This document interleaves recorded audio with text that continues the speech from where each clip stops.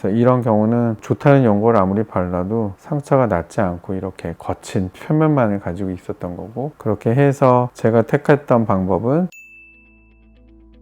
대표적인 게 뭐 우리가 넘어지거나 뭐 구르거나 뛰거나 자전거 타면서도 많이 생기는 것 같고, 또 계단에서 잘못 뛴다든가 그런 데 관련한 외상성 흉터에 대해서 좀 설명을 드릴까 해요. 여기 보이는 이 두 가지 큰 부분이 환자한테는 제일 스트레스가 됐던 건데, 흉터 연고나 뭐 이런 것들 상처 연고를 발라도 잘 해결이 안 되는 거예요. 피부가 딱딱한 아스팔트 같은 데 긁혀 가지고 생긴 흉터들이잖아요. 이런 흉터들이 되게 문제가 공통적으로 있는 게 뭐냐면, 사이사이에 도로에 있는 찌꺼기나 돌가루 같은 것들이 박혀 있다고요. 이런 것들이 2차적으로 이물질로서 작용을 하기 때문에 그 주변부의 흉터 조직들이 좀 더 두껍고 견고해지는 특성을 갖거든요. 그래서 단순히 긁혔는데 피부 안에 이런 이물질이 남아있지 않다면 점차적으로 그냥 이쁘게 아물고 약간의 뭐 긁힌 자국 같은 것만 좀 남는 정도인데, 이거는 일정 수준 이상 마무리가 안 되고 있는 상황이죠. 그 이유가 분명히 안에서 뭔가가 있단 말이에요. 아무리 뭐 후시딘을 바르거나 마데카솔을 발라도 그게 예쁜 상피 조직으로 바뀌지 못하고 뭔가와 싸워서 이기려고 하는 단단한 흉터 조직으로 물러간단 말이죠. 그럼 원인을 제거해 주는 게 치료죠. 그래서 이 경우에 있어서 이물 반응이나 이런 문제를 빨리 파악을 하는 게 중요하겠고요. 그렇게 해서 제가 택했던 방법은 이 안에 있던 돌찌꺼기, 돌가루 같은 것들을 긁어낼 수 있는 부분은 좀 긁어내고, 너무나 미세해서 눈으로 확인이 안 되는 경우는 피코 레이저 같은 것들을 써서 우리가 타투 제거하듯이 제거를 한 거죠. 그래서 이것들이 잘 제거가 되고 나면 우리 몸에 있는 림프절을 타고 배출을 시킨단 말이죠. 환자의 어떤 흉터가 생긴 뒤 지금 상태까지의 어떤 기관 같은 것들, 그 다음에 육안으로 확인해보고 만져보고 했을 때 정상적인 상태와 좀 거리가 먼 느낌이 든다, 이런 걸 빨리 파악을 해야겠죠. 그래서 거기에 걸맞는 플랜을 짜고 문제점을 일으키는 그런 돌가루 같은 것들이 잘 제거가 되면 흉터가 본연의 치유 반응으로 잘 흘러가게 되는 거거든요. 그래서 이런 경우는 좋다는 연고를 아무리 발라도 상처가 낫지 않고 이렇게 거친 표면만을 가지고 있었던 거고, 환자가 보면 좀 얼굴에 여드름도 좀 있죠. 치료하면서 이제 뭐 고주파나 이런 것들을 같이 쓸 때 이런 거 치료도 같이 해서 흉터도 좋아지고 피부 상태도 같이 좋아져서 환자로서는 좀 만족감을 많이 가졌던 그런 경험이 있습니다.